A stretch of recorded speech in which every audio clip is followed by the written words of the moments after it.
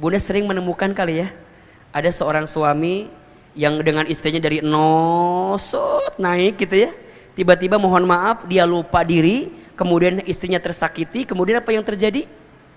Cet, habis. Bismillahirrahmanirrahim. Assalamualaikum warahmatullahi wabarakatuh.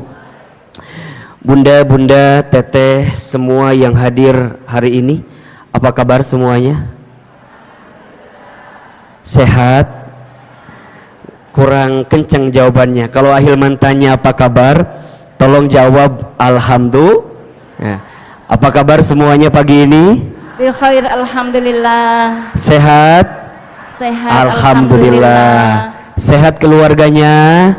Alhamdulillah. Sehat badannya? Alhamdulillah. Sehat kantongnya? Alhamdulillah. Agak beda jawabannya barusan ya. Baik, mohon izin saya mau berdiri, boleh apa enggak?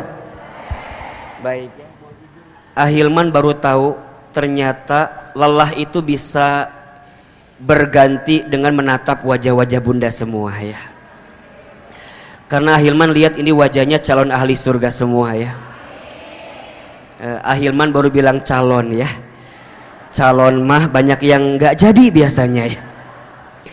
Insya Allah mudah-mudahan bunda sayang, kita berdoa berharap kepada Allah semoga pertemuan kita pagi ini diridhoi oleh Allah Subhanahu wa taala. Setiap langkah bunda jadi wasilah Allah hapuskan dosa-dosa kita ya. Dan mudah-mudahan siapapun di antara kita dimuliakan oleh Allah Subhanahu wa taala. Amin amin ya rabbal alamin. Baik, bunda yang dirahmati Allah, sebelum kita masuk topik kita pagi ini ya, ada satu doa yang bisa bunda baca doa ini ketika bunda dihadapkan dengan persoalan yang sulit ya. Doa ketika bunda dihadapkan dengan masalah yang rumit.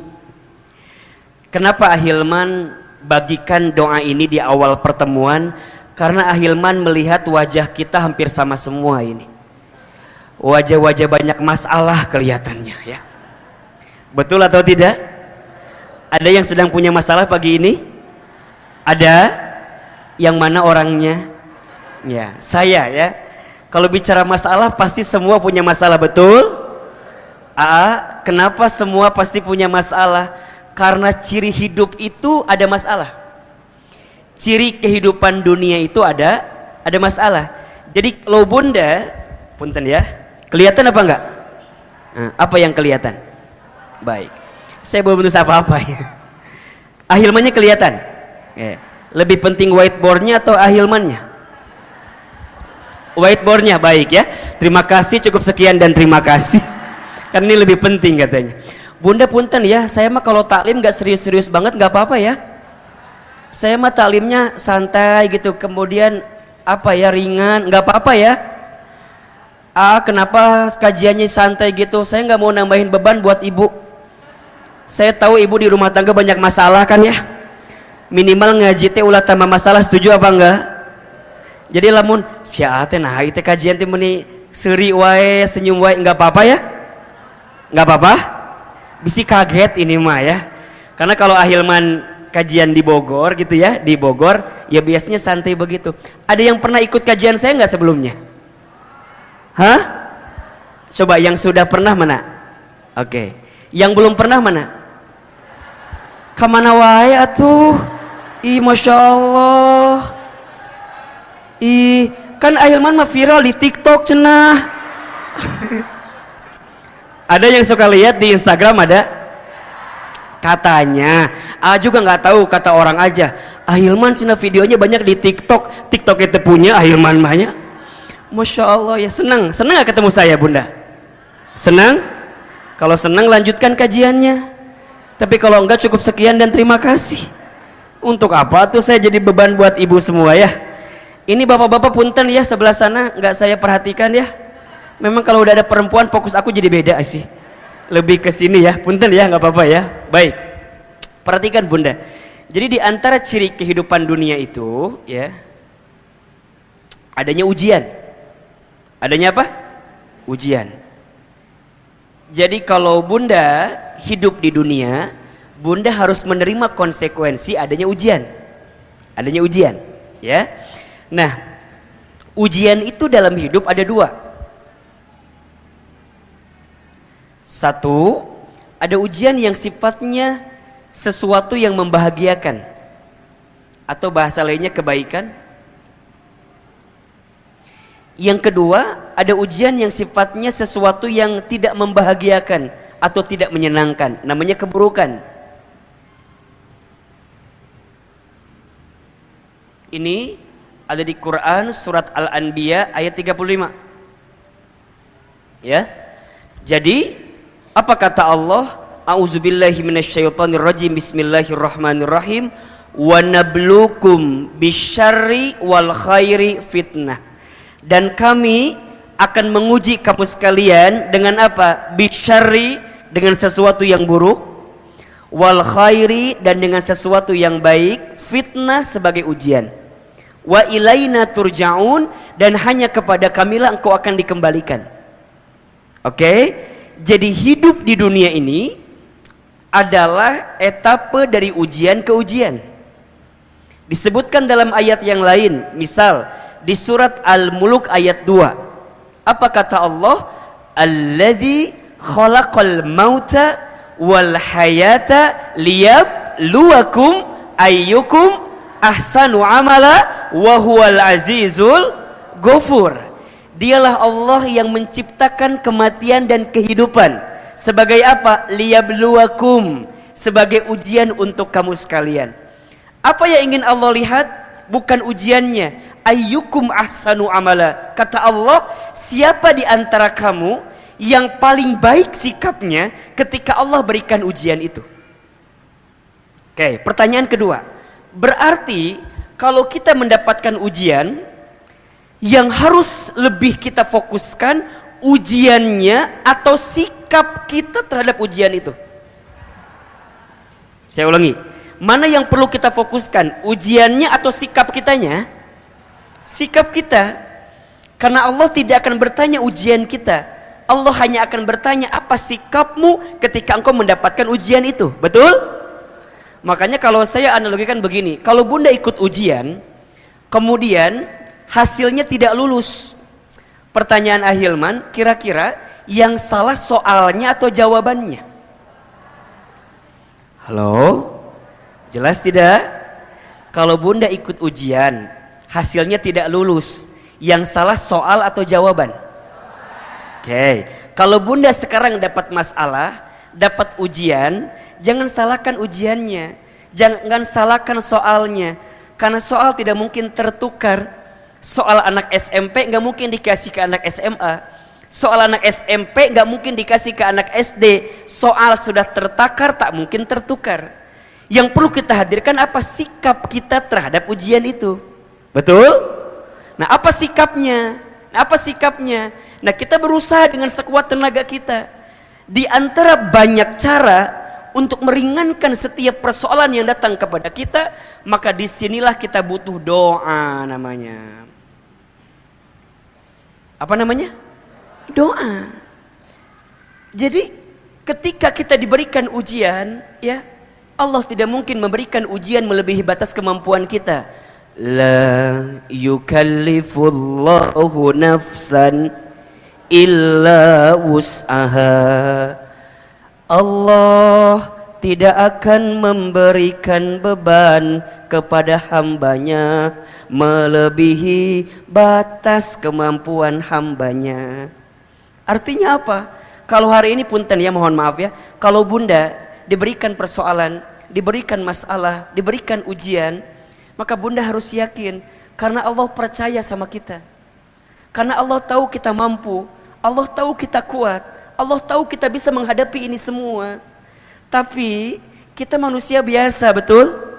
La haula wala quwata illa billah. Kita tak punya daya upaya, kita tak punya kekuatan, kita tak punya kemampuan. Semua itu akan semakin kuat ketika kita mendapatkan pertolongan dari siapa? Pertolongan dari Allah. Dan pertolongan dari Allah itu bisa kita jemput dengan cara apa? Memanjatkan doa kepada Allah. Jadi mohon maaf ya, bukan tidak ada jalan keluar. Seringkali mata kita tertutup untuk menemukan jalan keluar itu. Karena kita nggak menghadirkan Allah di dalamnya gitu. Bunda naik mobil, mobil itu kacanya kotor. Pertanyaan saya, kalau kacanya kotor, kira-kira kalau kita nggak bisa jalan, gara-gara jalannya nggak ada atau kacanya kotor? Bunda lagi di mobil, lagi jalan ke sebuah tempat, nggak kelihatan jalannya. Pertanyaannya, jalannya nggak ada atau kitanya nggak kelihatan karena kacanya kotor? Karena kacanya kotor. Jadi kalau bunda ada masalah, jangan pernah bilang nggak ada jalan keluar. Jalan keluarnya ada, hanya kita nggak pernah tahu jalan keluarnya apa. Karena mata dan hati kita ketutup untuk tidak menemukan jalan itu. Kenapa? Karena kita tidak melibatkan Allah di dalamnya gitu pertanyaan saya. Jelas? Kan sering kita bilang gini ya, udah nggak ada jalan keluar lagi gitu ya. Udah sulit deh, udah rumit deh. Sudah sebenarnya nggak begitu gitu. Hanya kita yang tidak menjemput jalannya melalui pertolongan Allah Subhanahu wa taala. Seringkali kita itu terlalu pede dengan kemampuan kita. Padahal kita ini tak ada daya, tak ada upaya, betul? Nah, maka Ustadz, apa di antara doa yang bisa menguatkan kita untuk menghadapi masalah hidup kita? Doanya ada di Quran surat Al-Kahfi ayat 10.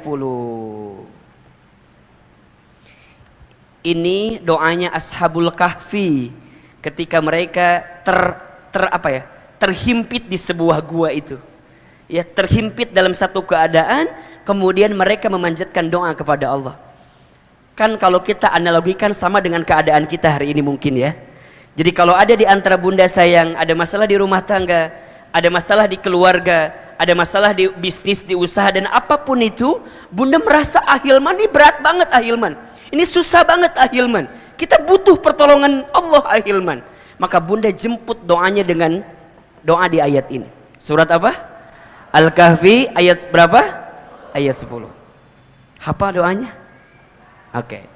Rabbana atina min ladunka rahmah wa hayyi lana min amrina rasyada. Ya. Tadi ada yang teriak Rabbana atina fid dunya hasanah. Keur masalah tarik deuynya. Sok aa sekali, bunda sekali. Rabbana. Yang kenceng. Rabbana atina min ladunka rahmah wa hayyi lana min amrina rasyada.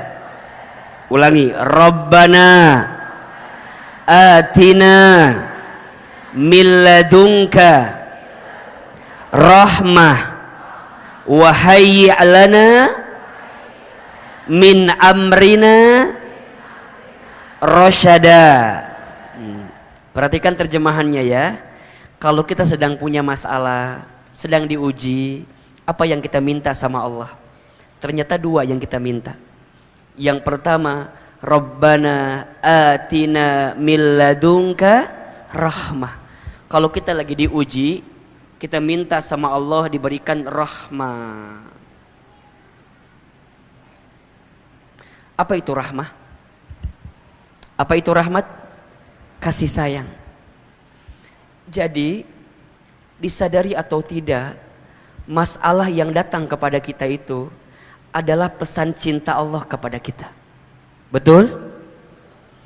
Kalau Allah sedang mencintai seorang hamba, maka Allah akan memberikan ujian kepada hamba tersebut. Karena Allah sedang rindu kepada hamba tersebut. Allah sedang mencintai hamba tersebut. Maka sekarang bagaimana caranya bunda bisa tenang kayak begitu tuh? Jadi kalau dikasih ujian, bunda bisa bilang begini, ya Allah, makasih ya. Engkau sayang sama aku ya Allah. Engkau berikan ujian kepada hamba ya Allah, karena engkau sayang kepadaku. Maka apa dalam hadis lain Nabi sebutkan, Innallaha idza ahabba qauman ibtalahum. Sesungguhnya Allah apabila mencintai seorang hamba, ibtalahum, Allah akan menguji hamba tersebut. Man yuridillahu bihi khairan yusiba minhu. Barang siapa yang diinginkan oleh Allah kebaikan dalam hidupnya, yusiba minhu, maka Allah akan berikan musibah kepadanya. Bunda, coba Bunda belajar deh. Kalau lagi dikasih ujian, Bunda lihatlah ujian itu sebagai pesan cinta Allah kepada kita. Dan untuk kayak gitu tuh susah banget gitu, ya nggak sih? Kadang-kadang kita ngerasa, itu kok begini, kok begitu, kok begini, kok begitu. Padahal yang kita minta apa? Allah tuh lagi sayang sama Bunda. Allah lagi sayang sama kita. Masa kita marah dengan Allah sayang sama kita? Bukankah ujian menggugurkan dosa? Bukankah ujian meningkatkan derajat? Bukankah ujian meningkatkan kelas? Bukankah ujian menghadirkan keberkahan? Bukankah ujian mengundang keridhaan? Disadari atau tidak, Bunda, kalau lagi punya masalah, sholat tahajudnya jadi rajin. Betul apa enggak? Halo, betul? Kalau sedang punya masalah, sholat duhanya nggak pernah tertinggal, betul? Doanya bisa panjang, betul? Bahkan dalam doa bisa menangis, betul? Bukankah itu nikmat? Bukankah itu adalah bentuk sayangnya Allah sama kita? Jadi kalau Bunda lagi diuji, Bunda minta sama Allah, rahmah ya Allah, sayangi hamba. Hamba terima ini semua karena Engkau sayang kepada hamba ya Rabbal Alamin. Jadi Bunda nggak akan keluar kalimat suuzon, nggak akan keluar, kok Allah begini ya, kok Allah begitu ya, enggak. Bunda akan ridha menerima itu. Kenapa? Karena Bunda paham di balik ini semua ada sayangnya siapa? Ada cintanya siapa? Cintanya Allah. Maka kita minta dengan ujian yang datang Allah makin mencintai kita. Betul apa betul? Bunda disayang sama suami, mau atau tidak? Sekarang Bunda disayang sama yang punya hati suami. Bunda disayang sama yang punya hidup suami. Bunda disayang sama yang ngatur kehidupan suami, mau atau tidak? Maka Bunda yang pertama minta sama Allah, Rabbana atina min ladunka rahmah. Sayang ya Allah, sayang ya Allah. Bukan hanya itu, tapi minta yang kedua, wahai lana min amrina rasyada. Apa itu rasyada ahilman? Petunjuk. Petunjuk dari siapa? Allah. Bunda, kita punya rencana, betul? Allah punya rencana, betul? Rencana siapa yang paling baik? Allah. Kita punya keinginan, Allah punya keinginan. Keinginan siapa yang paling baik? Allah. Maka Bunda minta petunjuk bukan yang terbaik menurut kita, tapi yang terbaik menurut siapa? Allah. Ya Allah, hamba terima ini sebagai pesan cintamu kepadaku, dan hamba minta ditunjukkan ya Allah jalan terbaik bagi persoalan yang sedang hamba dapat ini ya Allah. Bunda, kalau udah bisa begitu, Bunda akan tenang apapun yang Bunda terima itu. Dan ingat ya Bunda,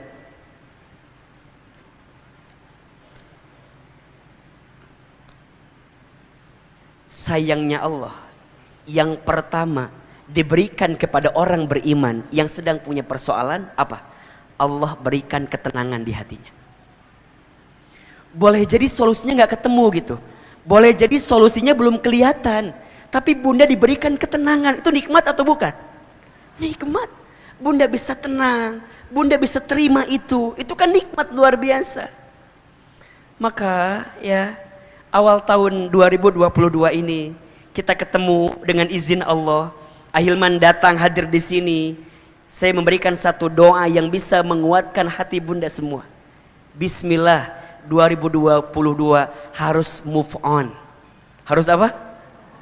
Harus semangat lagi.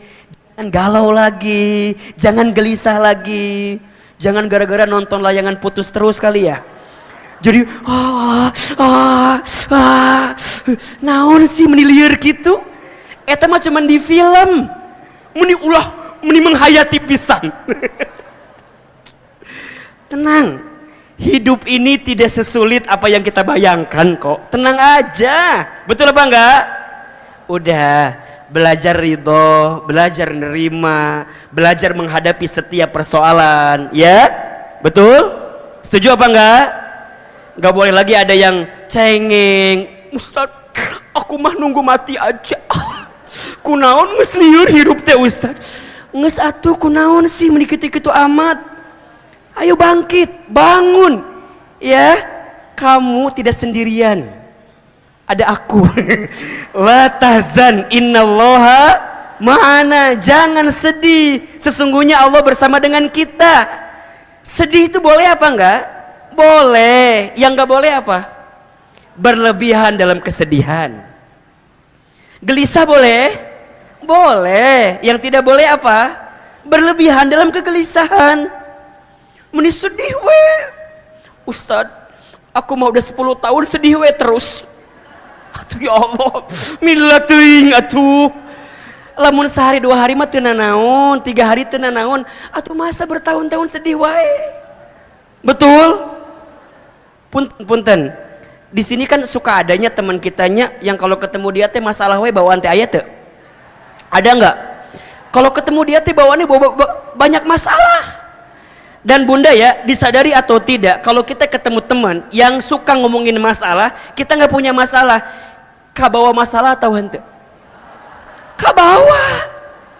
Orang teh boga masalah, teman kita ada masalah, ngomongin masalah sama kita, jadi orang nulieur. Bahkan yang tidak apa ya, yang kadang-kadang suka lucu, teman kita ngomongin masalahnya sama kita teh dengerin masalah dia. Terus kita pulang ke rumah, ketemu sama suami kita. Biasanya kita ngomongin masalah teman kita, bener tuh? Kita cerita sama suami kita, ayah, tahu nggak teman bunda siapa? Itu cetuti teh ya. Yang mana? Itu loh teman bunda yang suka ngaji bareng teh ya. Nu mana? Itu tetangganya Ceida itu loh. Jadi ngomongkan batur. Yang punya masalah orang, kenapa jadi kita yang pusing, betul? Karena kita sibuknya melihat masalah. Betul? Makanya bunda, nanti kalau ada teman yang ngomongin masalahnya, bunda bilang, Allah lagi sayang sama kamu. Oh tapi kan maknya tahun lagi gitu kan. Kadang-kadang mesti gitu, tapi kan maknya aku teh tahun-tahunan diuji wae. Berarti kamu teh belum sadar wae. Amanya ngese betere taubat loba dosa gitu. Dikasih lembut nggak mau, dikasih tenang nggak mau, makanya kudu dirada dikencengin saeutik. Ahilman paling nggak bisanya ngomongin orang yang agak kenceng-kenceng dikit ya. Terus kumaha tuh Ustadz kan belajarnya, kalau bunda lihat teman yang dikasih masalah, bunda bilang dia lagi diangkat derajatnya. Tapi kalau kita yang lagi dikasih masalah, kita bilang Allah lagi ngingetin saya karena banyak dosa-dosa saya. Jelas? Ulah dibalik. Jangan dibalik. Kita mah kadang-kadang kalau orang ada masalah sok dikitukeun ke orang teh. Naon? Itu Ceida loh gimana? Naon? Ada masalah. Wajar.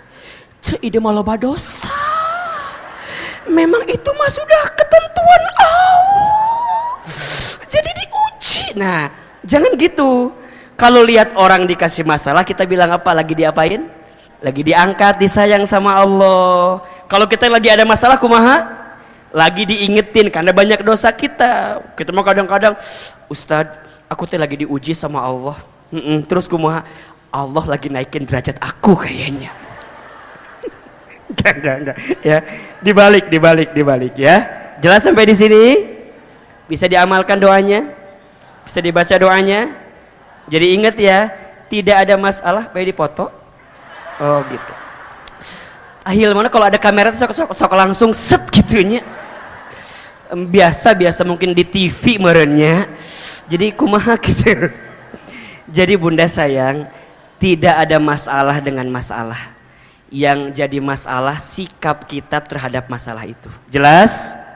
Bahkan kalau boleh kita lanjutkan kembali, masalah itu singkatan. Singkatan apa Ahilman? Masalah, masa mengenal Allah. Catat buat status hari Senin itu ya. Ya. Masalah apa singkatannya? Masa mengenal Allah. Jadi kalau bunda dikasih masalah, di saat itu bunda lagi dikasih waktu untuk makin dekat sama Allah. Jelas? Ya, catat ya. Insya Allah kajian hari ini sebulan full statusnya ya. Ya, itu baru hari pertamanya masalah masa mengenal Allah. Jelas sampai di sini? Jelas? Baik. Ini baru pendahuluan ya. Ini belum materi inti kita. Tema kita pagi ini apa? Istri pembawa rezeki suami. Ada yang belum menikah di sini? Yang mana? Ibu jangan ngacungnya. Da Ahilman tahu mana yang sudah sama yang belumnya. Si ibu aku rada manya ya. Mungkinnya. Baik. Masya Allah. Bunda, ini yang baru ketemu sama saya sekarang ada? Yang baru ketemu langsung ada? Oke. Di video sama di asli bagusan mana? Hah? Di video mending jadi hati. Insya Allah. Insya Allah. Saya mau tanya, kalau Ahilman rutin tiap bulan kesini boleh apa enggak? Serius? Panitia kumaha ya teh? Ya udah berarti kajian kita lanjut bulan depan aja ya. Ini baru satu. Baik. Bunda yang dirahmati Allah, tema kita pagi ini adalah istri pembawa suami, pembawa rezeki bagi suami ya. Oke. Kenapa Ahilman tuliskan judulnya biar jelas? Karena biasanya bunda sok ditanya ku suami kan? Bunda tadi ngaji? Iya. Apa temanya? Ada aja. Saking kulier eta teh. Kan sok aya nu kitu jawaban. Aya teh kira-kira ada nggak? Ada. Ada kan? Kada suami teh, tan tadi bunda ngajinya dapat apa ngaji teh? Ah banyak pokoknya mah. Apa emang? Percuma. Ayah mual ngerti. Nah, minimal bunda hafal judulnya atuh ya. Istri pembawa rezeki suami. Baik. Bunda, sebelum masuk ke sini ya, sebelum masuk kepada istri itu sendiri, pertama Ahilman ingin mengajak bunda semua, teteh semua untuk bersyukur dipilihkan oleh Allah, ditakdirkan oleh Allah menjadi seorang perempuan. Jadi apa? Perempuan. Perempuan itu makhluk Tuhan yang paling naon ieu teh jadi kadinya.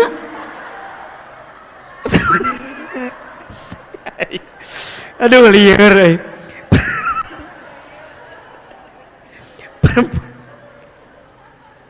Perempuan itu makhluk Tuhan yang paling kadinya. Astagfirullahaladzim. Perempuan itu makhluk yang mulia ya, jadi karena seksi itu nyambung coba ya. Ahilman, perempuan tuh makhluk yang mulia, iya. Saking mulianya, saking hebatnya, Allah itu membuat surat khusus dalam Al-Quran tentang perempuan.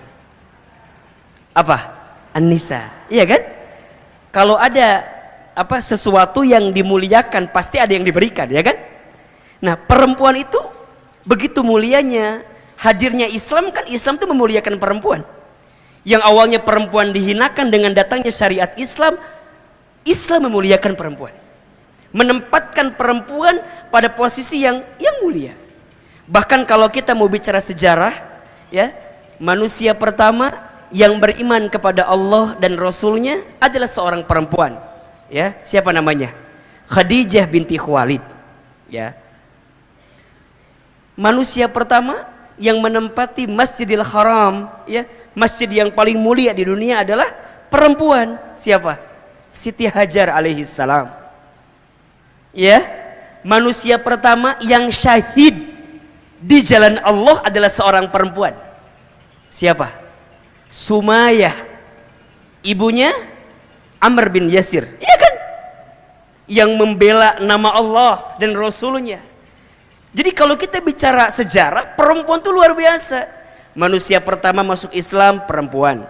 Manusia pertama yang menempati haram, perempuan. Perempuan yang syahid pertama kali, perempuan. Ya, bahkan ada surat khusus di dalam Al-Quran tentang apa? Tentang perempuan. Surat apa namanya? An-Nisa. Di Quran nggak ada surat Ar-Rijal, nggak ada. Kalau laki-laki itu langsung ditunjukkan namanya biasanya, ya kan? Surat Hud, surat Muhammad, surat Yunus, surat Yusuf, ya? Surat Ali Imran, keluarga Imran. Tapi kalau untuk perempuan dibuat dua, ada yang khusus namanya surat Maryam, ada yang umum namanya surat An-Nisa. Betul? Berarti perempuan itu mulia. Bahkan dijanjikan dalam sebuah hadis ada 4 perempuan. Ada berapa? Ada 4 perempuan yang dijanjikan masuk surga. Yang 4 perempuan itu nanti masuk kategori di beberapa segmen perempuan. Ada berapa tadi?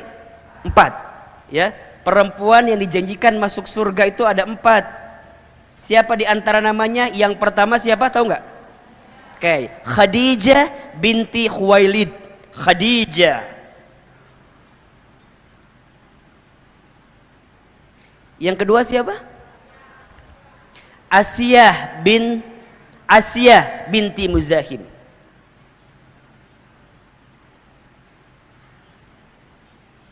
Asiyah, istrinya siapa? Fir'aun. Yang ketiga siapa? Fatimah Az-Zahra binti Muhammad sallallahu alaihi wasallam. Oke. Yang keempat siapa? Maryam binti Imran. Oke. 1 siapa? Khadijah. 2 Asiyah. 3 Fatimah. 4 Maryam. Pertanyaannya, mengapa 4 perempuan ini dijanjikan masuk surga? Baik, jawabannya, perempuan ini punya sikap yang mendekatkan seorang perempuan masuk surga. Apa di antara sikap karakternya? 1 saja dulu ya. Banyak tentunya, tapi 1, sabar. Apa? Sabar. Apa sabarnya mereka itu semua? Khadijah, seorang istri yang sabar. Sabar apa? Sabar punya suami yang soleh. Sabar punya suami seorang da'i, mujahid, kan begitu? Seorang yang menegakkan agama Allah. Bunda punya suami yang soleh, kudu sabar atau hente? Harus sabar atau enggak? Harus sabar. Mendampinginya, menguatkannya, kan begitu kan? Membersamainya. Bahkan disebutkan dalam sejarah, Khadijah itu perempuan yang Masya Allah, ketika Nabi gelisah menatap wajah Khadijah, langsung hilang kegelisahan Rasulullah SAW. Kebayang tak? Satu kali dikisahkan, Nabi itu mendapatkan wahyu yang pertama di Gua Hira.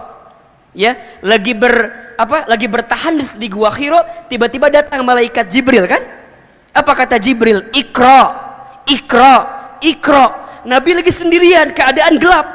Tiba-tiba ada yang bicara, Iqra, Iqra, Iqra. Takut atau apa enggak? Takut. Ke samping enggak ada orang, ke kiri enggak ada orang, ke depan enggak ada orang, ke belakang enggak ada orang. Lihat ke atas ada makhluk berjubah putih. Siapa yang datang? Jibril. Apa kata Nabi? Ma'ana biqari, aku tidak bisa baca. Sampai kata Jibril diselesaikan 5 ayat Al-Alaq itu. Iqra bismi rabbikal ladzi khalaq, khalaqal insana min 'alaq. Iqra wa rabbukal akram, alladzi 'allama bil qalam, 'allamal insana ma lam ya'lam. Beres 5 ayat, apa yang terjadi? Nabi ketakutan. Nabi lari sampai ke rumah, buka pintu, lihat Khadijah. Allahu Akbar. Setengah kegelisahan Nabi langsung hilang, menatap wajah siapa? Khadijah. Apa yang Khadijah lakukan? Enggak nanya. Nabi kunaon? Henteu. Kunaon Rasulullah? Henteu. Nabi pas masuk, apa kata Khadijah? Kelihatan takut. Langsung Khadijah meluk Nabi. Meluk, kan gitu ya. Setelah dipeluk, Khadijah bisikin Nabi, wahai suamiku, jangan takut, ada aku di sampingmu. Kamu itu orang baik. Kalau di luar sana ada yang membencimu, aku yang pertama mencintaimu. Kalau di luar sana ada yang memusuhimu, maka aku yang pertama membelamu. Kata siapa itu?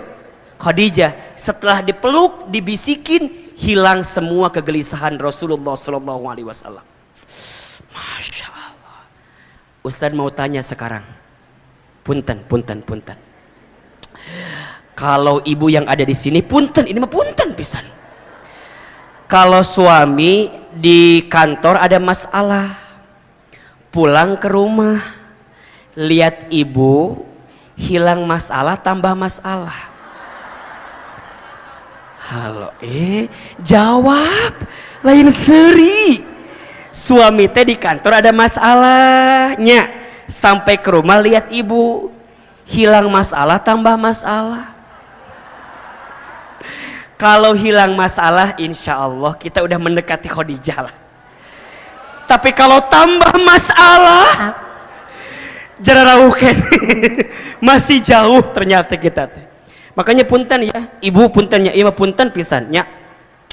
Kalau ibu fotonya sama suami disimpan di dompet, jangan kegeeran dulu. Ustad, apa? Suami aku mah sayang banget sama aku teh. Emang kenapa? Ih, di dompetnya ada foto aku coba. Bunda, jangan GR dulu. Tahu nggak sih? Suami kita teh di dompetnya ada foto kita untuk menenangkan masalah suami kita. Maksudnya gimana? Kalau suami di kantor ada masalah, dia lebih tenang karena di rumah tangga lebih gede masalahnya. Apa? Oh, ini foto saya gitu. Jadi kalau bunda, kalau suami, masalah saya besar, tapi dia lihat foto ibu, tenang. Ini lebih besar masalahnya. Jadi ulah waka GR heula.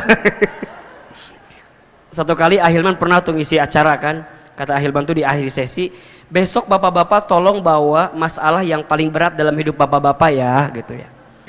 Besok pagi masuk ruangan, penuh ibu-ibu di ruangan teh. Penuh ibu-ibu. Saya teh kaget kan, ayah, itu kunaon kebanyak ibu-ibu begini, kan kata Ustadz kemarin katanya bawa masalah yang paling berat dalam hidup saya katanya. Terus kumaha asal Ustadz tahu, iya masalah yang paling berat dalam hidup saya. Allahu Akbar. Jadi Khadijah itu sabar ya mendampingi Rasulullah SAW. Bahkan ketika Khadijah wafat, kemudian Nabi menikah dengan yang lain, Nabi pernah tidur kan, kemudian ngigo nyebutin nama siapa? Khadijah. Sampai Aisyah tuh cemburu kan? Cemburu dengan kalimat yang mungkin agak keras gitu ya.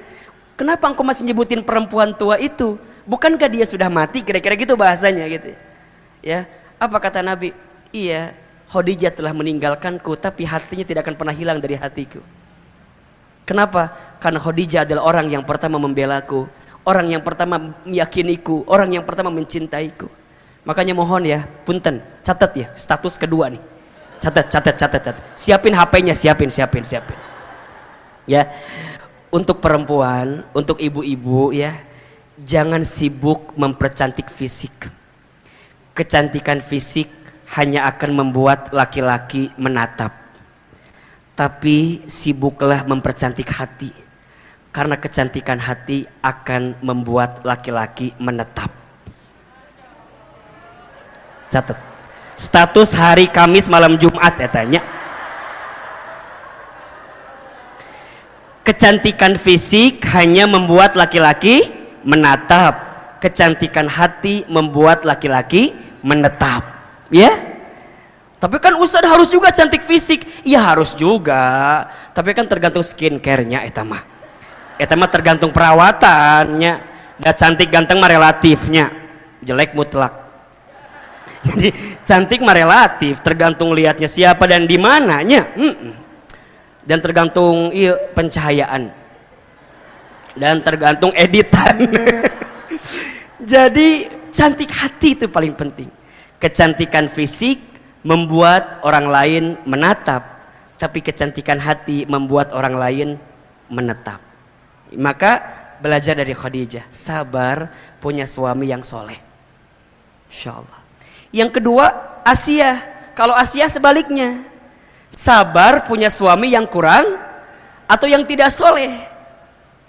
Bunda punya suami yang tidak soleh, kudu sabar atau hante? Sabar. Siapa suami Asia? Fir'aun. Coba Ahilman mau tanya, di sini ada yang punya suami kayak Fir'aun? Ada? Iya bisi ayah, bisi ini mah. Ada atau enggak? Ustadz ari Fir'aun kumaha? Fir'aun mah kesel dikit bunuh orang.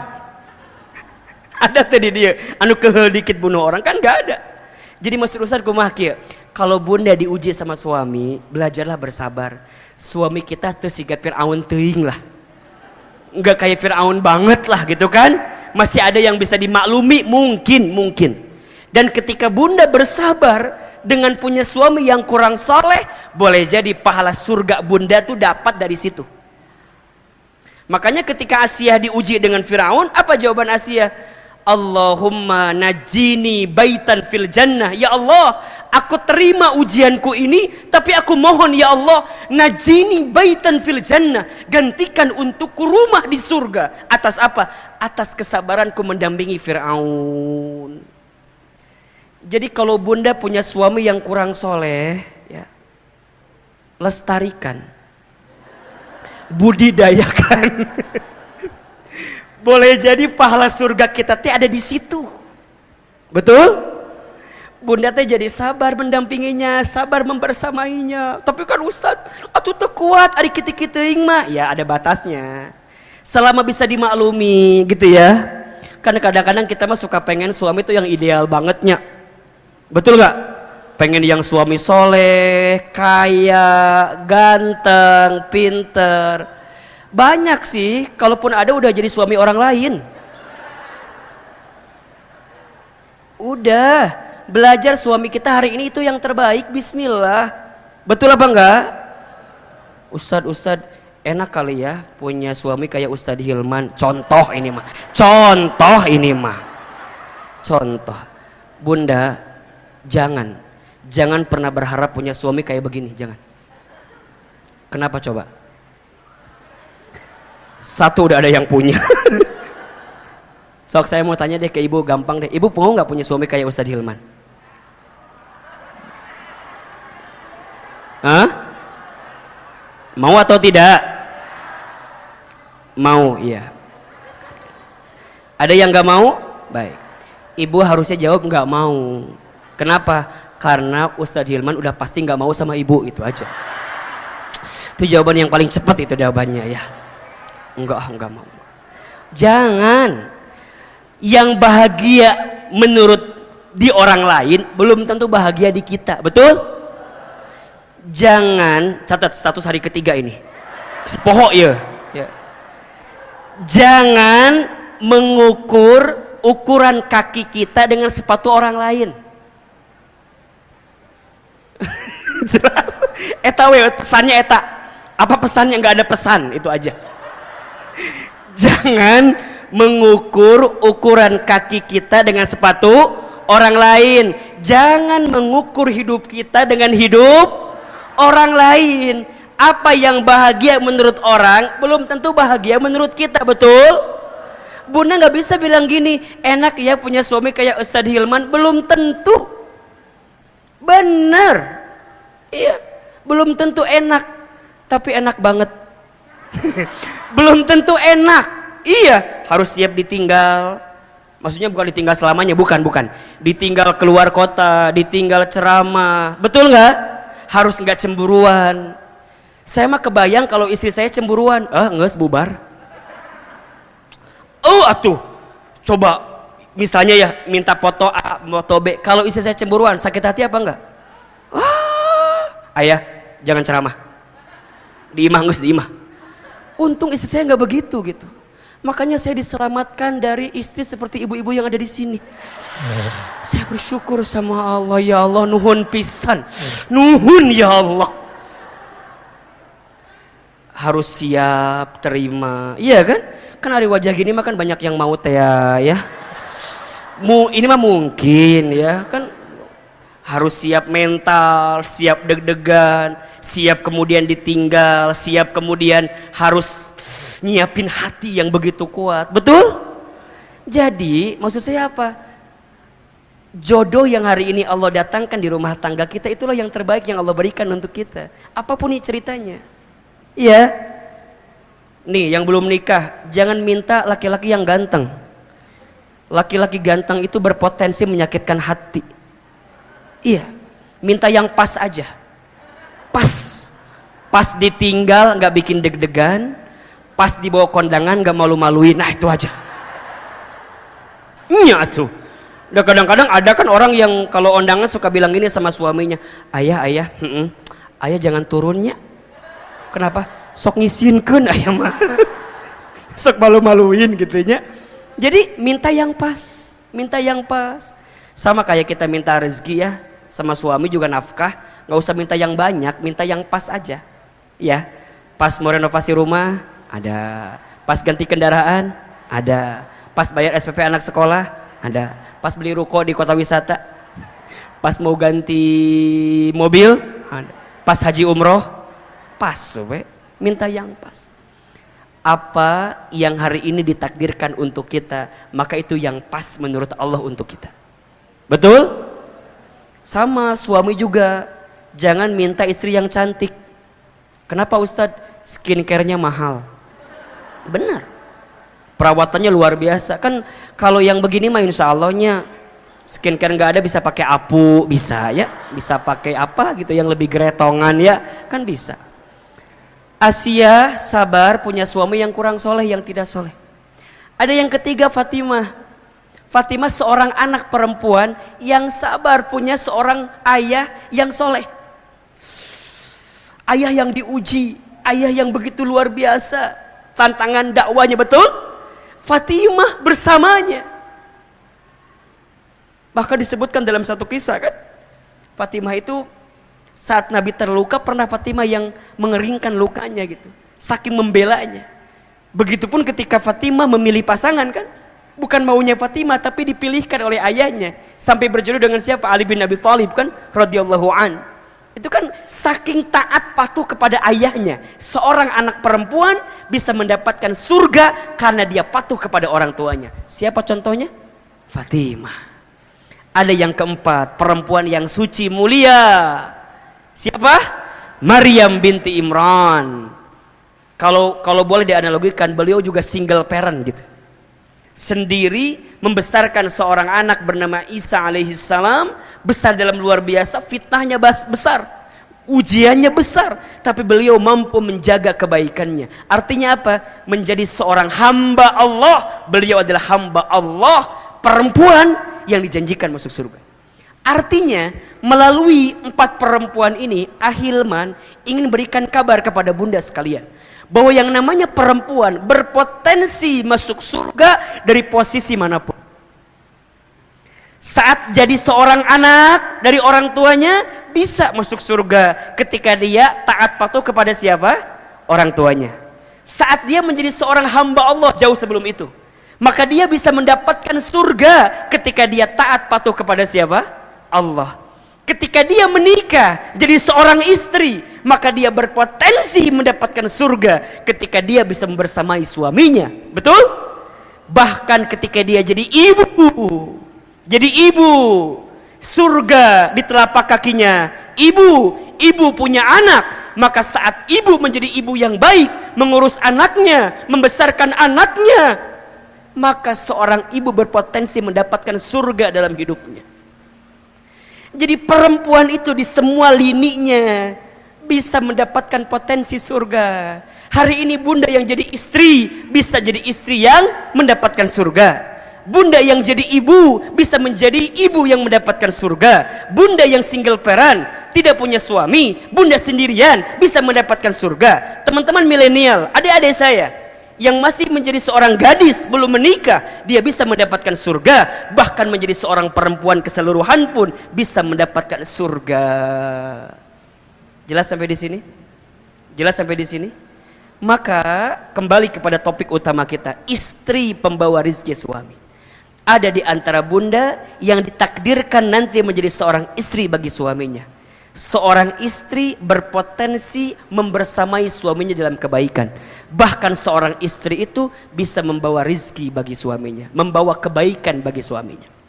Silakan dibuka. Surat An-Nisa ayat 34. Surat apa? An-Nisa ayat 34. Saya hapus ini. Saya hapus ya. Sampai jam berapa Bunda kajian kita? Sampai jam berapa? Jam 2? Baik. Bunda sampai jam 2-nya. Ahilman sampai jam 11 mungkin ya. Insyaallah ya Rabbana ya Karim. Baik. Insyaallah. Baik. Perhatikan Bunda. Ya, surat apa tadi?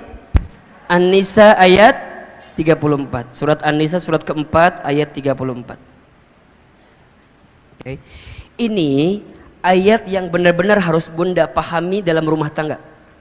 Ya, yang bisa mengantarkan pemahaman kita tentang positioning di rumah tangga antara suami dengan siapa? Istri. Oke. Silakan dibuka. Bawa Quran atau tidak? Bawa HP. Ada aplikasi Al-Qur'annya? Oke. Ayatnya. Oke. Baik. A'udzubillahi minasyaitonirrajim. Bismillahirrahmanirrahim. Ar-rijalu qawwamuna 'alan nisa. Ya. Laki-laki itu atau suami itu qawwam, pelindung bagi perempuan, bagi istrinya. Kenapa? Bima faddalallahu ba'dahum 'ala ba'din wa bima anfaqu min amwalihim. Karena Allah telah melebihkan sebagian mereka atas sebagian yang lainnya. Oke, pertama, pemimpin di rumah tangga itu siapa? Suami. Ya, ada suami, ada istri. Oke. Bunda sebagai seorang perempuan harus memahami dan meyakini bahwa seorang suami adalah qawwam, seorang pemimpin bagi perempuan. Ya. Kenapa? Karena seorang suami diberikan kelebihan daripada perempuan, sehingga dia diberikan kewajiban untuk memberikan nafkah bagi siapa? Bagi perempuan. Maka suami ini punya potensi yang begitu luar biasa membawa kemana kapal rumah tangga itu. Jadi yang namanya rumah tangga mau dibawa kemana, nahkodanya siapa? Suami. Maka jadi suami itu nggak mudah, berat luar biasa. Berat luar biasa. Ketika ada laki-laki mengatakan kalimat ketika nikah, saya terima nikah dan kawinnya Fulanah binti Fulan dengan mas kawin sekian dibayar tunai, apa maknanya? Saya terima apa yang ada di istri saya, kebaikannya ataupun keburukannya, gitu. Kebaikannya saya yang akan membimbingnya, keburukannya saya yang akan menanggungnya, gitu loh. Begitu dalamnya. Makanya hati-hati dengan akad pernikahan. Tidak mudah gitu. Makanya disebutkan dalam keterangan yang lain ya, kalau ada seorang suami yang beristrikan lebih daripada satu, kemudian dia tidak bisa berlaku adil terhadap kedua daripada istrinya itu, maka nanti ketika hari kiamat dia akan berjalan miring. Kenapa ibu ketawa? Pasti kabayang gitu. Jadi berat tantangannya, nggak mudah gitu maksud saya, nggak mudah. Maka dipastikan suami harus punya qawwam, harus punya apa ya istilahnya, kemampuan untuk menjadi pemimpin indung bagi istrinya, bagi rumah tangganya.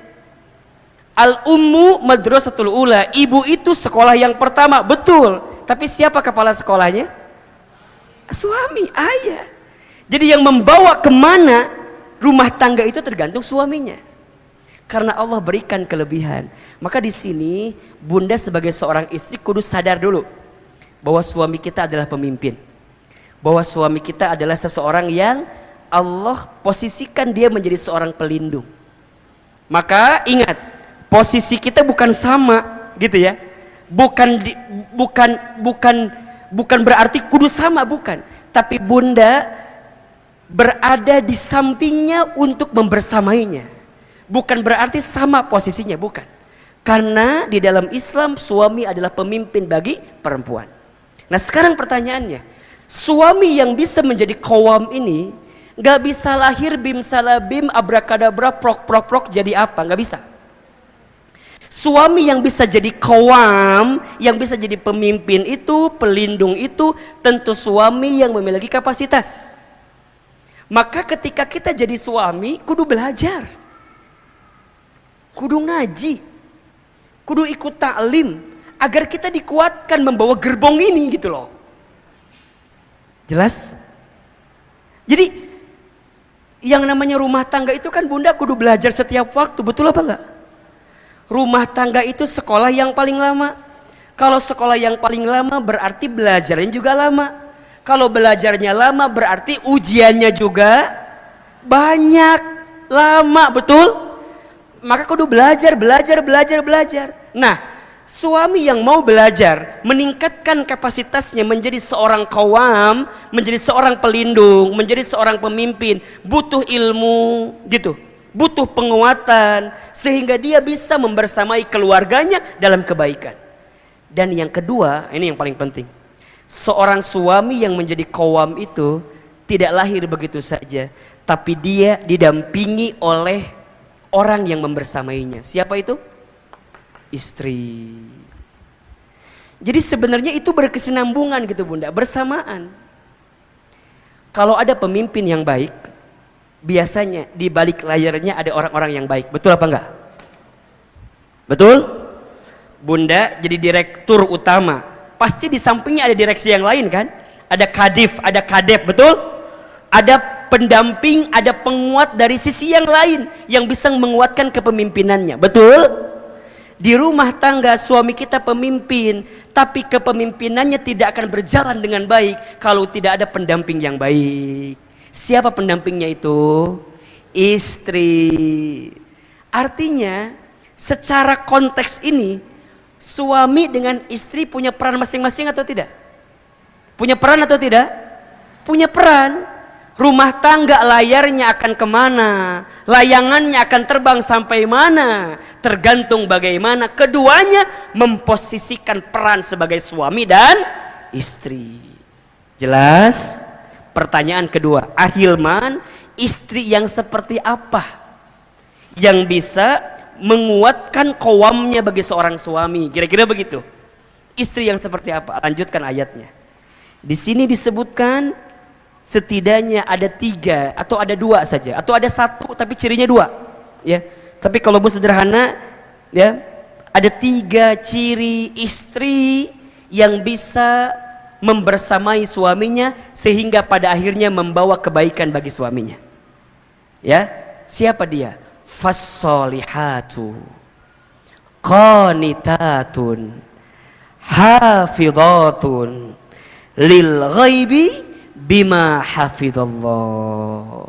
Istri yang pertama yang bisa membawa rizki, membawa kebaikan bagi suami adalah istri yang solihat.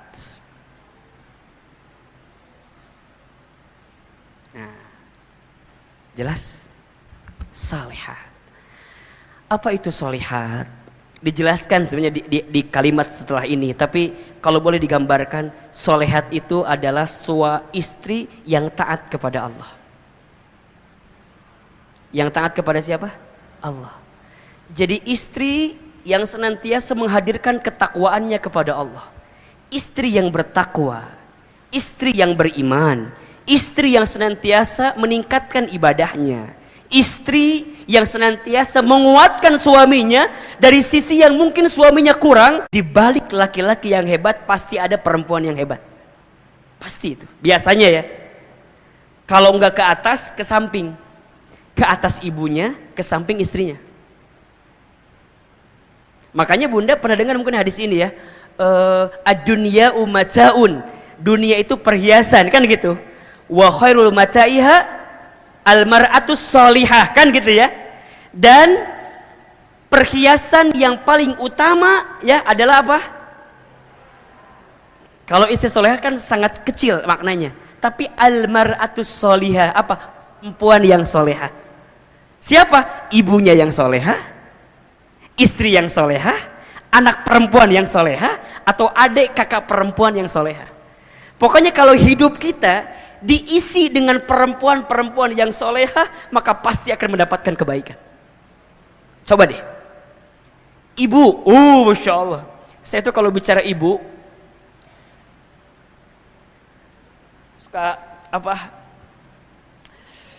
suka nggak kuat kadang-kadang bunda. Kenapa?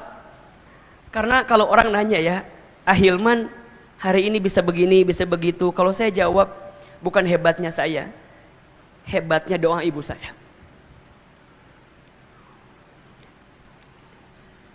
Ibu saya itu waktu saya kecil gitu ya, saya tuh nakal banget bunda. Nakal banget. Kalau main bola, belum pecah kaca tetangga, belum beres main bolanya gitu. Saking ngagodanya luar biasa gitu ya. Sampai tetangga tuh banyak yang komplain gitu. Ibu, ini si Iman tuh gini. Apa kata ibu saya? Iya maafin ya, nanti Iman bakal jadi ustadz katanya gitu. Singkat cerita ibu saya lulus SD masukin ke pesantren. Saya masukin ke pondok ke pesantren. Singkat cerita ibu saya sakit gejala stroke ringan. Jadi kalau makan itu harus disuapin gitu. Saya itu kalau libur dari pesantren, saya pulang ke rumah saya nyuapin ibu saya. Satu kali ibu saya itu kalau sarapan pagi-pagi, sarapannya sambil nonton ceramah ustadz-ustadz di TV gitu. Sampai kata ibu saya, Iman, nanti mama bakal nonton Iman ceramah di TV ya, kayak ustadz itu. Terus saya bilang, nggak mungkin mah, kita orang kampung, orang miskin, orang desa, saya orang Garut aslinya. Ke Jakarta aja nggak mungkin gitu ya, agak gimana gitu mikirnya jauh gitu. Tapi kata ibu saya, jangan gitu ya nak, aminkan aja katanya, aminkan aja. Terus tiba-tiba ada iklan pakai bahasa Inggris. Kata ibu saya, nanti Iman bakal sekolah pakai bahasa Inggris ya. Mungkin maksudnya ke luar negeri kali ya. Satu kali ibu saya dapat sejadah gambarnya Ka'bah dari orang yang pulang haji umroh. Kebiasaan ibu saya kalau ba'da sholat suka baca talbiyah. Labbaik Allahumma labbaik, labbaik la syarika laka labbaik. Saya tanya ibu saya, Mama teh kenapa kalau habis sholat suka baca talbiyah? Kata mama saya, Iman, mama tuh pengen berangkat ke Baitullah katanya. Sampai dipegang pipi saya, kalau mama nggak berangkat ke sana, mama doain ya, Iman bisa bolak-balik ke Baitullah. Hadirin yang dirahmati Allah, izin Allah, apa yang hari ini, apa yang dulu ibu saya pernah ucapkan, hari ini kejadian semua. Ibu saya bilang, nanti Iman bakal ceramah di televisi. Izin Allah setiap pagi Allah berikan kesempatan itu. Tapi ibu saya nggak pernah nonton saya ceramah di TV. Karena Allah telah panggil usia ibu saya duluan. Saya dapat kesempatan ke Amerika, ke Kanada, ke Jepang. Tapi ibu saya nggak pernah tahu kalau saya pernah berangkat ke sana. Karena Allah telah panggil usia ibu saya lebih dulu. Saya sebelum pandemi bisa berangkat haji umroh dengan izin Allah. Bolak-balik karena kita pembimbing haji dan umroh di beberapa tour and travel. Tapi saya belum sempat menggenggam tangan ibu saya untuk bisa berangkat ke Baitullah. Tapi kalau hari ini kita mendapatkan kebaikan, maka saya sering kali sampaikan, bukan hebatnya saya, tapi hebatnya ibu saya. Maka hati-hati ya bunda sayang, kalau sekarang kita masih punya ibu, sayangi ibu kita, bahagiakan ibu kita. Karena ada 5 air yang dikeluarkan oleh seorang ibu yang tidak akan bisa digantikan oleh anaknya. Ada berapa? 5 air yang dikeluarkan oleh ibu kepada anaknya yang tidak akan digantikan oleh anaknya, tidak akan bisa. Yang pertama air ketuban saat ibu mengandung anaknya. Yang kedua air darah saat ibu mengakhirkan anaknya. Yang ketiga air susu saat ibu menyusui anaknya. Yang keempat air keringat saat ibu merawat membesarkan anaknya. Dan yang kelima air mata saat ibu menangis mendoakan anaknya. 5 air yang dikeluarkan oleh seorang ibu untuk anaknya yang tidak akan bisa digantikan oleh anaknya. Air ketuban saat ibu mengandung anaknya. Air darah saat ibu melahirkan anaknya. Air susu saat ibu menyusui anaknya. Air susu saat ibu menyusui anaknya. Air keringat saat ibu merawat membesarkan anaknya. Air mata saat ibu menangis mendoakan anaknya. Maka di balik laki-laki yang hebat biasanya ada perempuan yang hebat. Siapa? Ibunya. Atau juga istrinya. Maka hati-hati ya, seorang suami jangan mudah menyakiti perasaan istri. Karena ketika hati istrimu terluka, tersakiti, boleh jadi mengundang kekecewaan yang datang dalam kehidupanmu. Bunda sering menemukan kali ya, ada seorang suami yang dengan istrinya dari nosot naik gitu ya, tiba-tiba mohon maaf dia lupa diri, kemudian istrinya tersakiti, kemudian apa yang terjadi? Cet, habis. Ada gak yang begitu ceritanya? Kan sering kita menemukan. Kenapa? Karena kezoliman, karena kesalahan yang dilakukan. Maka hati-hati.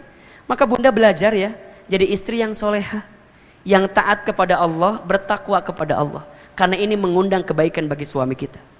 Jadi kalau bunda sekarang sholat, kalau bunda sekarang baca Quran, kalau bunda sekarang taklim, bunda niatkan juga di dalamnya, ya Allah, mudah-mudahan kesalehanku ini bisa menutupi kekurangan suamiku. Mungkin suami kita ngajinya kurang, mungkin suami kita sholat tahajudnya jarang, mungkin suami kita doanya jarang. Maka bunda kuatkan sebagai seorang istri karena bisa membersamai suami dengan penuh kebaikan. Betul? Yang kedua, istri pembawa kebaikan bagi suami adalah istri yang qanitat. Qanitat. Tadi yang pertama apa? Solihat. Yang kedua, qanitat. Apa itu qanitat, Ahilman? Qanitat itu artinya istri yang taat patuh kepada suaminya.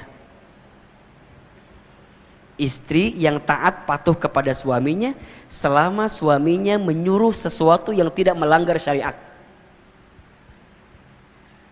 Oke, saya mau tanya sekarang. Tolong jawab. Nyuci piring tugas siapa? Tolong jawab. Oke, suami. Tugas siapa? Suami. Nyuci baju tugas siapa? Ngepel tugas siapa? Masak tugas siapa? Oke. Tugas ibu apa? Tugas ibu taat kepada Allah, taat kepada suami. Taat kepada Allah, taat kepada suami. Jadi kalau suami nyuruh nyuci, halo, jelas. Jadi kalau suami kita nyuruh ngurus rumah, urus rumah. Kalau suami kita nyuruh masak, masak. Tebak, tapi niatnya apa? Niatnya ini bentuk ketaatanku kepada siapa? Kepada suami sebagai bentuk taat kepada siapa? Allah. Kenapa bunda harus taat sama suami? Apa jawabannya? Karena perintah Allah. Itu. Jadi, Ustaz, kenapa aku harus taat sama suami? Kan suami aku nggak ada gunanya. Kadang-kadang suka ada buat apa? Bukan buat apa. Ini perintah Allah. Istri diperintahkan untuk taat sama suami. Oleh siapa? Oleh Allah. Kenapa? Karena Allah letakkan surga bagi istri pada ridhonya siapa? Pada ridhonya suami. Jadi kudu kumaha Ahilman. Memang begitu. Apa kata Nabi? Barang siapa seorang istri yang sholat 5 waktu dan puasa di bulan Ramadan dan menjaga kehormatannya dan taat patuh kepada suaminya, maka silahkan masuk surga dari pintu manapun. Bunda mau masuk lewat pintu yang mana? Silahkan. Syaratnya apa? 4. Satu apa tadi? Sholat 5 waktu. 2. Puasa di bulan Ramadan. 3. Jaga kehormatan. 4. Taat patuh kepada suami. Silahkan masuk surga dari pintu manapun. Sekarang kita urutkan. Sholat bagaimana? Aman? Checklist. Puasa aman? Checklist. Jaga kehormatan aman? Insya Allah aman? Hati-hati ya. Perempuan itu seringkali tergelincir pada 2 hal. 1 pada lisannya, 2 pada kemaluannya, pada kehormatannya. Maka hati-hati dengan lisan seorang perempuan. Bunda kudu jaga lisan, ya. Karena banyak perempuan yang mohon maaf tergelincir, kemudian masuk ke dalam api neraka karena tidak mampu menjaga lisannya. Salah satunya tidak pandai berterima kasih kepada suaminya. Jadi kalau bunda suka bilang gini, kurang, gini, hati-hati. Istri yang tidak pandai menerima pemberian suaminya bukan istri yang mendapatkan golongan qanitat. Jadi kudu terima. Tapi kan Ustadz kurang. Kalaupun kurang, bicaranya yang baik. Belajar menerima apa yang suami kita berikan. Jangan menghilangkan kebaikan suami. Dan jangan menceritakan aib pasangan kita kepada orang lain. Tutup rapat-rapat. Karena kadang-kadang, ini mah kadang-kadang ya. Bukan yang di sini. Yang entah di mana gitu kan. Kadang-kadang kita suka nggak nerima, Ustadz, aku mah selama nikah sama suami itu nggak pernah bahagia. Ya Allah, menghilangkan etama, betul apa enggak? Yakin nggak bahagia sedikit pun, pasti adalah bahagia mah, pasti ada, betul apa enggak? Kadang-kadang kita mah suka pinter begini, melihat satu kekurangan, menutupi banyak kebaikan, betul apa enggak? Ustadz, yang lain mah diajak jalan-jalan, enak. Aku mah gak pernah jalan-jalan. Yang lain mah ke taman safari, jalan-jalan teh. Aku mah enggak. Ari ke taman kota wisata, naik motor kekelilingan. Eta kan juga jalan-jalan. Hargaan atuh suami teh. Bunda jangan tidak menghargai suami kita, bunda. Hilang pahala kita jadi seorang istri itu. Hargai apa yang suami kita berikan. Assalamualaikum, ayah pulang. Sok, bunda kumaha sikapna? Naon jam sakieu geus balik. Kadang-kadang kita mah suka gimana nya sikapna teh. Suami pulang, kita nonton TV we kieu. Nonton azab. Gitu. Salam. Ya. Ya, tah. Dahar. Makan di sini. Makan situ. Nggak disambut itu nggak baik. Bunda sambut. Assalamualaikum, ayah pulang. Waalaikumsalam. Nangit. Ayah, Asya. Gitu. Jadi bunda tuh kalau bermanja-manja depan suami boleh apa enggak? Wajib. Jadi kalau suami pulang tiba langsung set nyari tiang. Ayah, gitu. Gitu. Tanya, waalaikumsalam, ayah pulang. Ya udah, cium tangannya, ambil tasnya. Ayah mau makan dulu, mau mandi dulu. Atau mau nyuci baju dulu atau mau apa dulu gitu. Siapin makannya, siapin handuknya, kudu begitu. Itu teh pahala, Masya Allah bunda. Qanitat, bunda taat kepada suami karena diperintahkan oleh siapa? Oleh Allah. Bunda jadi cantik depan suami boleh apa enggak? Boleh banget, bahkan kudu. Ciri istri yang baik, satu, ketika dipandang suaminya membahagiakan suaminya. Dua, ketika diperintahkan suaminya dia taat patuh kepada suaminya selama suami tidak memerintahkan perkara yang melanggar syariat. Dan yang ketiga, ketika ditinggal suaminya dia mampu menjaga diri dan kehormatannya. Jadi bunda cantik teh harus. Tapi karena apa? Karena Allah. Ini perintah dari siapa? Allah untuk suami kita, kepada kita. Jadi bunda nih kudu cantik depan suami. Ikutan senam zumba. Bunda senam bunda teh. Bunda teh bilang sama suami, punten, ayah, iya, alhamdulillah, bunda teh udah hampir 1 bulan ikutan senam. Oh gitu. Di mana senamnya? Senam zumba. Di mana? Itu di senam zumbanya Ibu Lilis. Yang di situ. Di Gunung Putri atau di dinya ayah cenah. Terus kumaha? Coba lihat. Ayah, lihat ada perubahan enggak dalam diri bunda? Tiba-tiba suami teh ngomong kieu. Oh, bunda teh senam Nya, coba lihat. Ada perubahan nggak? Oh. Kumaha ayah? Oh, perubahan.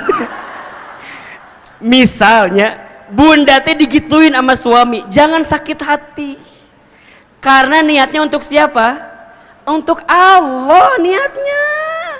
Jadi bunda senam jumba, jungkir balik, kesangan, keringetan, teu dihargai, teu nanaon.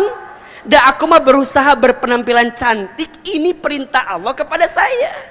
Suami ngehargain syukur, suami nggak ngehargain yang jangan jadi pusing. Jangan jadi